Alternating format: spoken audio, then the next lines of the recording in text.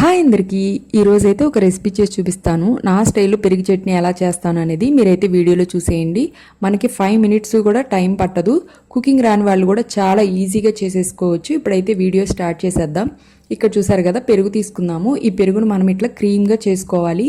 అప్పుడే మనకు పెరుగు చట్నీ చాలా టేస్ట్గా ఉంటుంది. అట్లా క్రీమ్గా చేసుకున్న పెరుగును పక్కన పెట్టేసుకోండి. ఇక్కడ చూసారు కదా, పెద్ద ఉల్లిపాయలు అలాగే పచ్చిమిర్చి అల్లము తీసుకుందాము. అల్లం ఇష్టమైతే వేసుకోండి, లేకపోతే లేదు.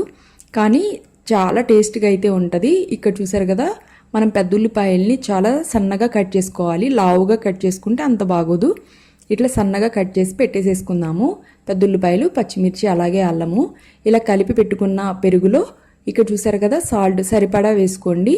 నేనైతే ఒక స్పూన్ అయితే నేను వేసుకుంటున్నాను. అలా కలిపి ఉప్పు కలిపేసేసి పక్కన పెట్టుకుని తర్వాత పెద్ద ఉల్లిపాయలు, పచ్చిమిర్చి, అల్లము వేసేసుకుని తర్వాత మనం పోపు పెట్టేసేసుకుందాము. పోపులో ఆవాలు, జీలకర్ర, ఎండుమిర్చి అలాగే కరివేపాకు ఉంటే వేసుకోండి, చాలా టేస్ట్గా ఉంటుంది. నా దగ్గర లేదు, అందుకే వేయలేదు. కొంచెం పసుపు వేసి మనమైతే పోపు పెట్టేసేసుకుందాము. ఇక్కడ చూసారు కదా, పోపు కూడా తీసుకొచ్చి నేనైతే ఉల్లిపాయలు వేయించును. ఇలా చేస్తే చాలా బాగుంటుంది. పచ్చి పచ్చిగా అట్లా ఉండి ఉల్లిపాయ, పచ్చిమిరపకాయ కూడా మీరు ఒకసారి ఇలా ట్రై చేసి చూడండి. చూసారు కదా, పోపు కూడా వేసిన తర్వాత ఇట్లా మొత్తం మిక్స్ చేసుకుందాము. ఈ పెరుగు చట్నీ అయితే సూపర్ టేస్ట్గా ఉంటుంది. మీరు తప్పకుండా ట్రై చేసి చూడండి. మీరు కూడా ట్రై చేసి ఎలా వచ్చింది అనేది నాకైతే కామెంట్ సెక్షన్లో చెప్పడం అయితే అస్సలు మర్చిపోవద్దు. ఐ హోప్ ఈ వీడియో మీకు కూడా నచ్చింది అనుకుంటున్నాను.